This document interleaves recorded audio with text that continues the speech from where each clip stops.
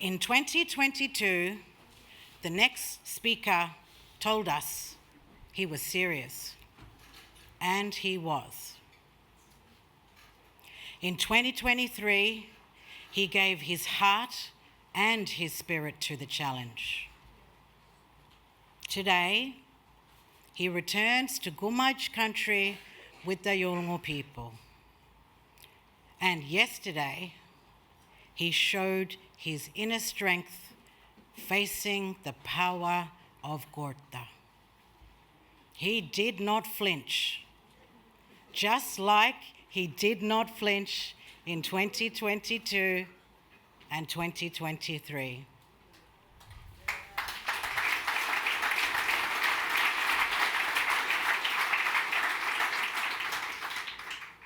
It is my great honour to welcome the Prime Minister of Australia, Anthony Albanese.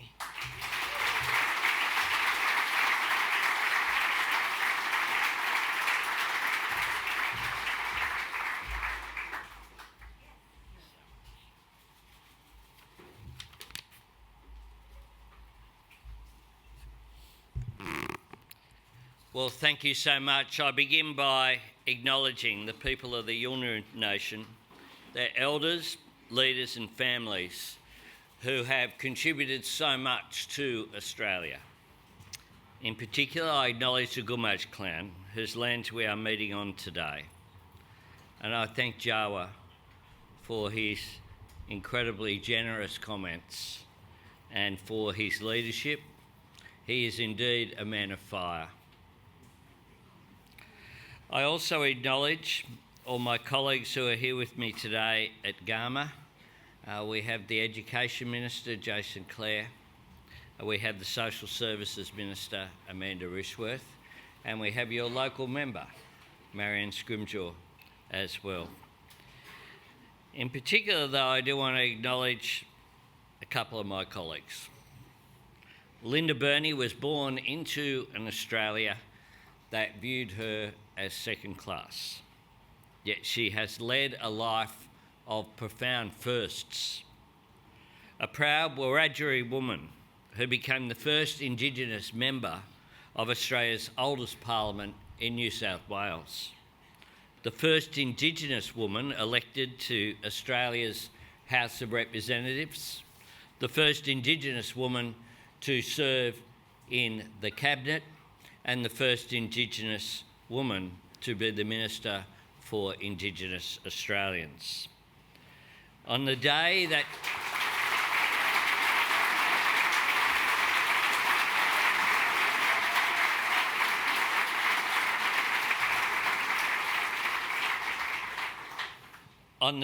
she announced her retirement from Parliament, but not from politics, Linda said, "I was the first, I won't be the last."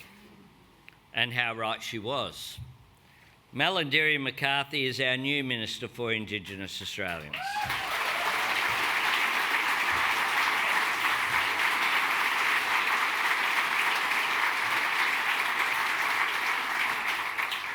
A strong Yanyuwa woman, a daughter of the Gulf, and a fiercely proud Territorian. Her life and her values drive her to make a difference, to match words with action. That's a priority for her and for our entire government. Every year in this extraordinary place, we have opportunity to share in the power of culture and country, to learn from the wisdom of history and tradition. Garma offers us the chance to stand on the shoulders of giants. And Garma asks us to be ambitious for what we see ahead, for the future that we can build together. It was in that spirit that 2 years ago, when I stood here for the first time as Prime Minister, but not for the first time, I renewed a commitment I had given here as the leader of the Australian Labor Party. I promised that my government would give every Australian the opportunity to answer the gracious and generous invitation contained in the Uluru Statement from the Heart. We would do this by holding a referendum on constitutional recognition in the form requested by First Nations people and determined at the First Nations Constitutional Convention, held way back in 2017 at Uluru. And we would do it in our first term. Like all of you, I understood the high bar that we had to clear, the historical record that we were up against. I knew that success could not be guaranteed. But as I said here at Garma on that day, we recognised the risk of failure. We also recognised the risk of failing to try. Afterwards, when I stepped from this stage, Yunupingu, sitting over here, shook my hand, looked me in the eye, and with the voice of someone to whom words had been broken so many times before, he asked me very clearly, just 3 words, "Are you serious?" And I said, "Yes, we are going to do it." And that was the only guarantee that I could offer, that my colleagues and I would not waver. We would keep going when the going got tough. We would give our all. We gave that undertaking, that solemn promise and commitment, and we held to it because we were determined to fulfil the requests that Indigenous Australians had so generously and humbly made of us. And because we believed it was the right thing to do in the best interest of our nation, we campaigned on the basis of conviction, not out of convenience. We did that alongside so many of you and so many inspirational Aboriginal and Torres Strait Islander leaders from all over our great continent. Leaders who are already known and respected, but also importantly, a new generation who brought their passion and vision to the campaign. They were joined by tens of thousands of Australians from all walks of life, people drawn from every faith and every background and every tradition. Together we gave our all and we fell short. I understand, particularly for those who had dedicated years of their life to this cause, that the pain is still raw. As Prime Minister, I made it clear from the outset that I accepted the result, I respected the decision, and I took responsibility. And I have not returned to Garma today to talk about what might have been. I have not come back to this place of fire to rake through the ashes. I am here because my optimism for a better future still burns. My trust in the resilience and wisdom of Aboriginal and Torres Strait Islander people remains undiminished. And because the destination that we seek, the Australia that we imagine, more united, more reconciled, more confident and more equal, this nation remains within our reach. We can be a country where Aboriginal and Torres Strait Islander people have power over their destiny, where your children can flourish as they walk in 2 worlds. We can confront the legacy of dispossession and tackle the realities of disadvantage. we can, and indeed we must, close the gap. These aspirations for a better future did not end last October, and nor did the respect, understanding and cooperation that will take us there. The point and the purpose of seeking advice from Aboriginal and Torres Strait Islander people has always derived its strength from the simple truth that no government, no Prime Minister, no Parliament has all the answers. My colleagues and I do not pretend to have discovered them now. Instead, we want to work with you, with new ambition, energy and determination to find a new way forward. As Jawa says, to look up to the future. We do this understanding that the change so many Aboriginal and Torres Strait Islander people have been seeking and advocating for years, decades, yes, even lifetimes, was not defined or determined by one day. It has always been about positive, practical and lasting change in people's lives and in the life of our nation. The voice was always the means to the end, not the end in itself. From remote communities to our cities and regional centres, where the challenges can be very different, but the consequences and human cost are too often the same. At its core, this is about Aboriginal and Torres Strait Islander people having an equal right to make a good life for yourselves and your children, a healthy family, a safe home, a great education that opens the way to a rewarding job.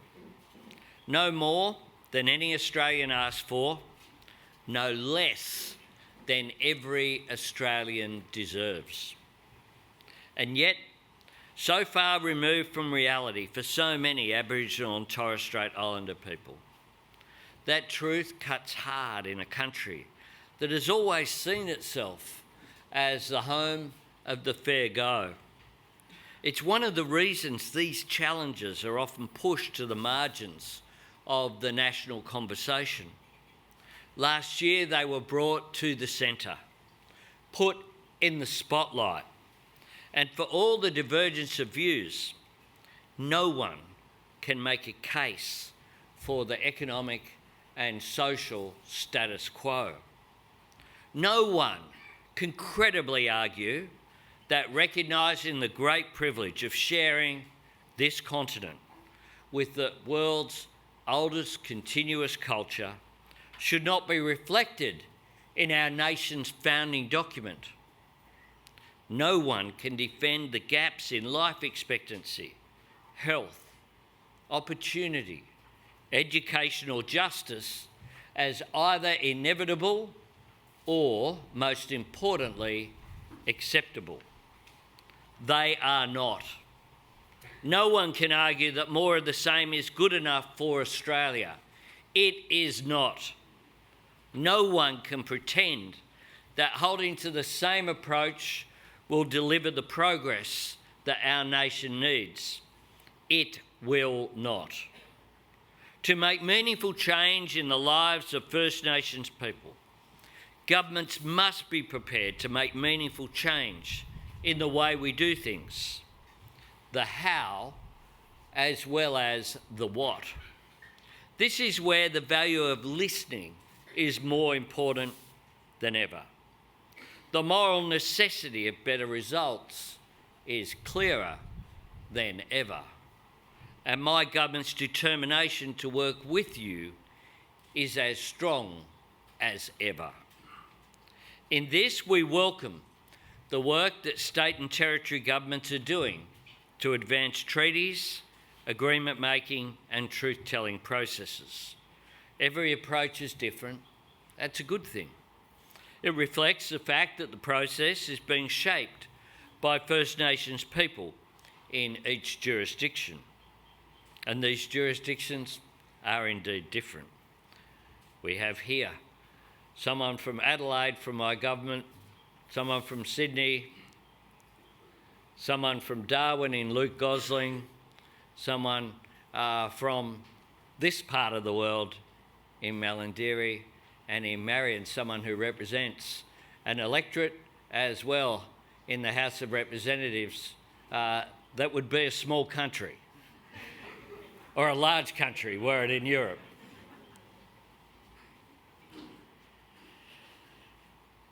Our government supports all of these efforts. We want to see them succeed, and we will give them the time and space to do so. We remain committed to Makarrata, that powerful Yolngu word, gifted to the nation. It simply means this: coming together after a struggle. I sometimes get asked by journalists about Makarrata, and I say the definition, and I say, surely no one's against the fact that there's been a struggle, and no one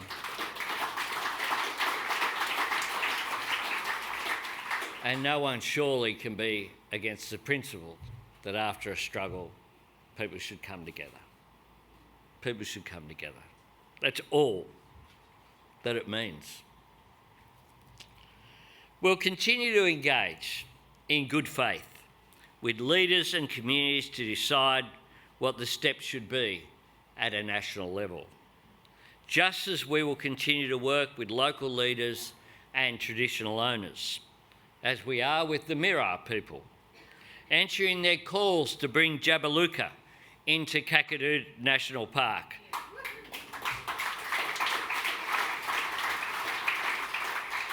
We will keep their land safe from uranium mining once and for all.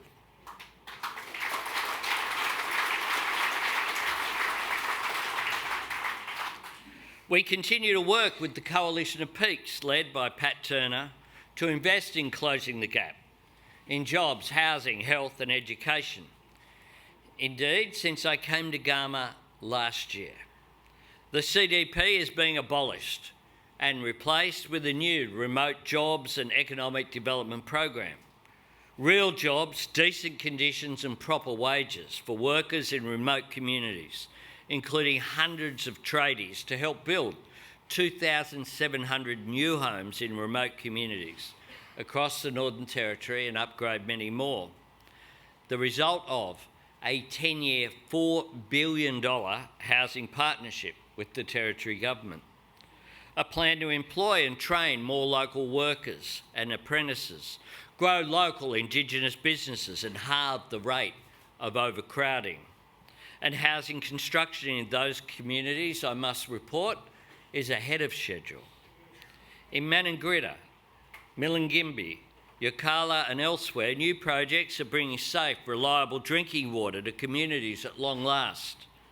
We're investing $109 million of new money in First Nations justice programs right across Australia, working with elders and leaders to prevent crime, boost community safety, and rescue young people from the life-limiting consequences of incarceration.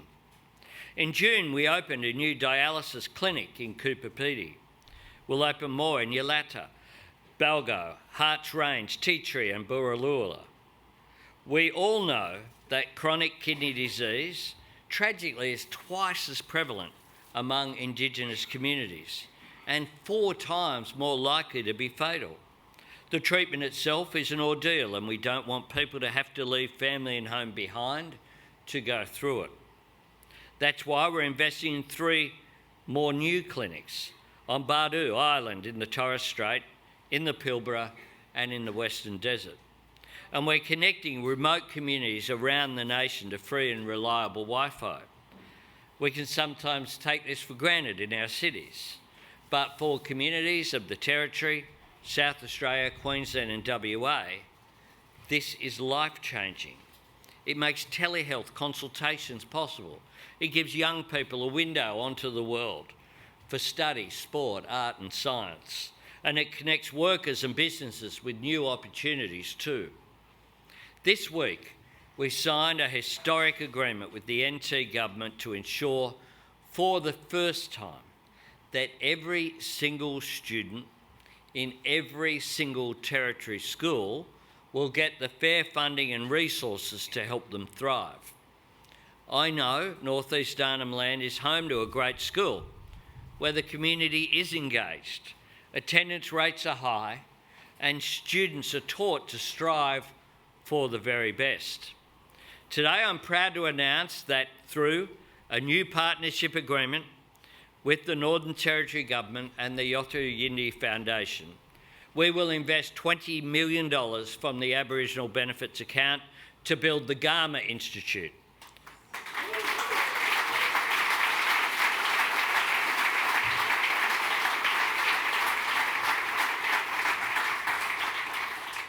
A new tertiary and vocational education centre owned and run by the Yolngu people, and a new pathway to higher education right here on country.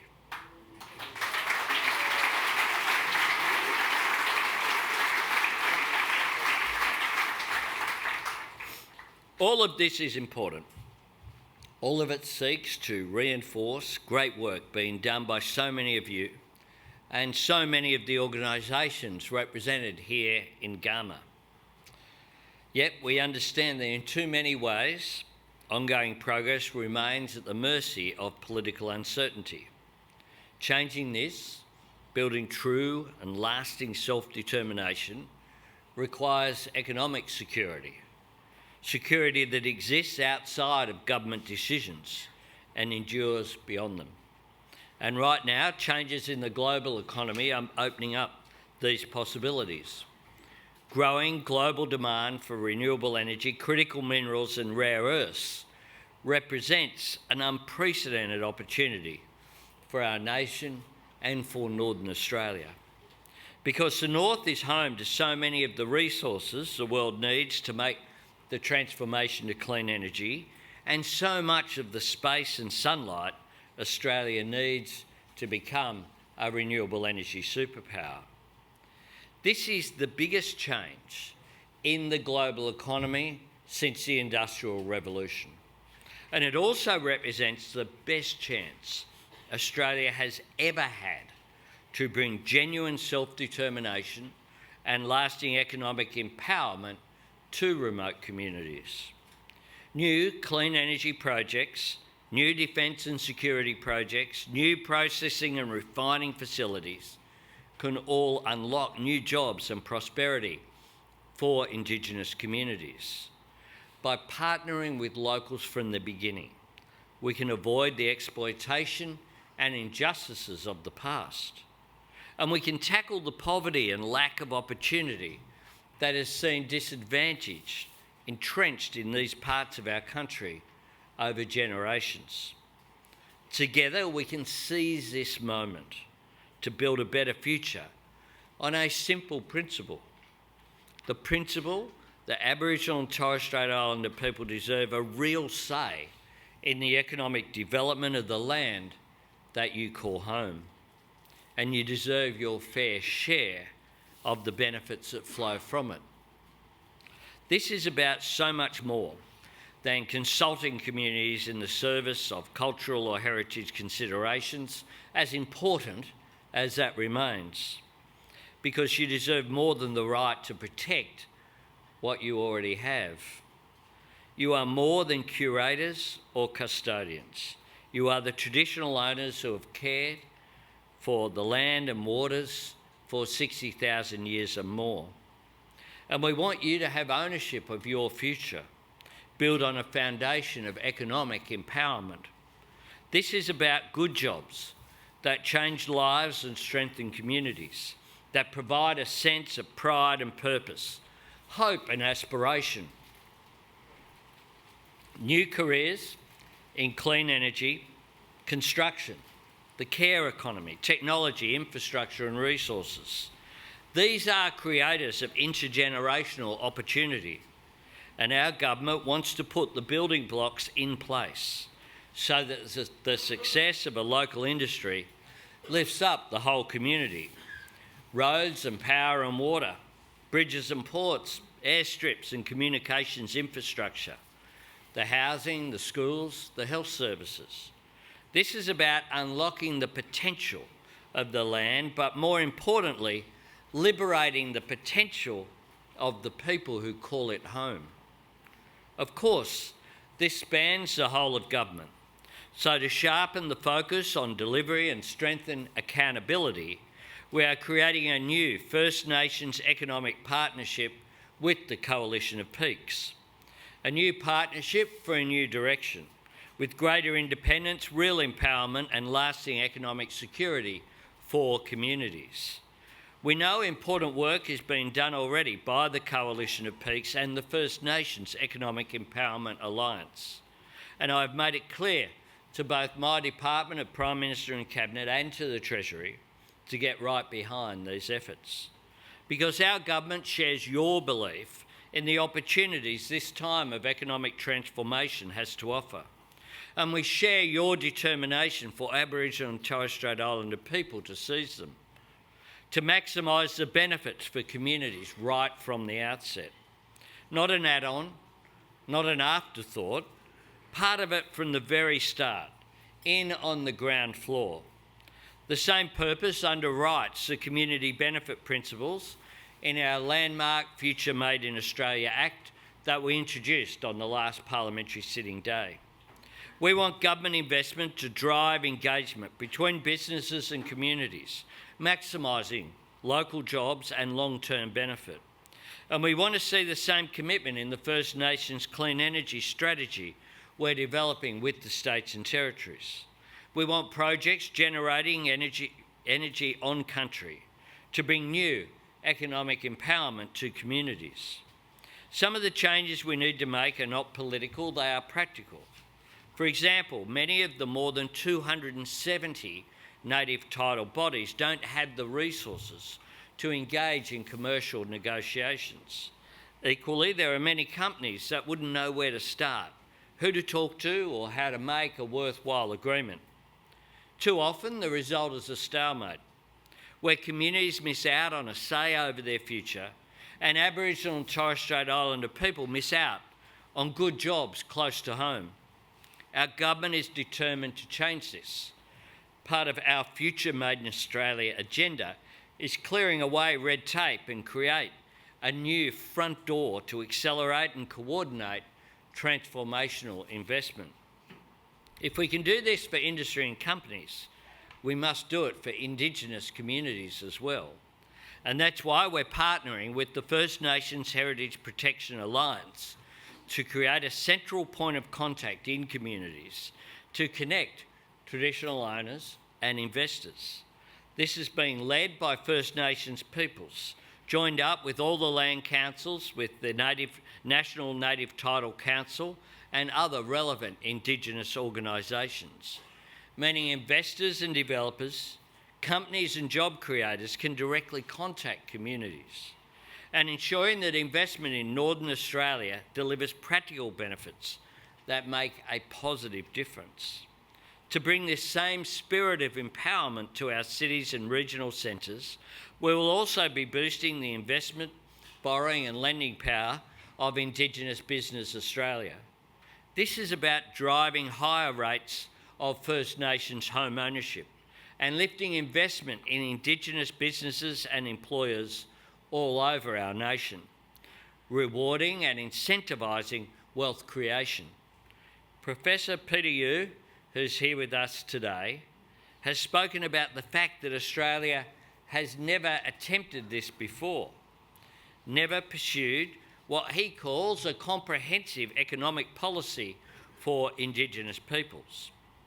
Let me make it clear, our government will take up that challenge. We know this has not been tried before on a national scale. We understand it is a new approach.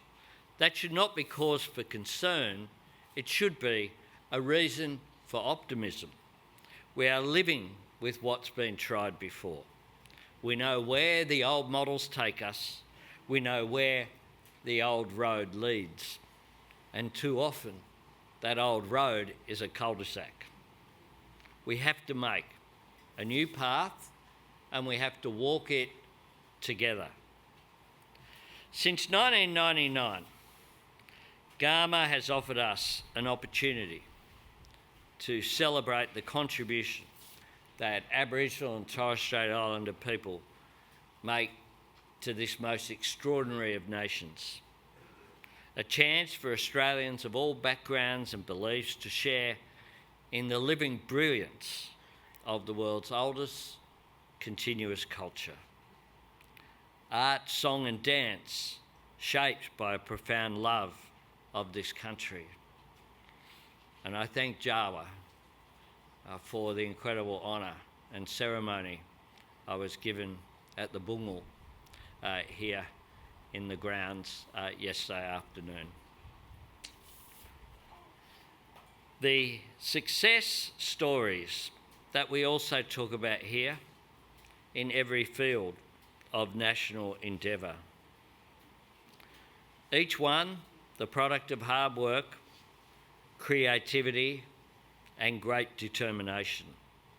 Each one a story of resilience. It is important that we remain optimistic.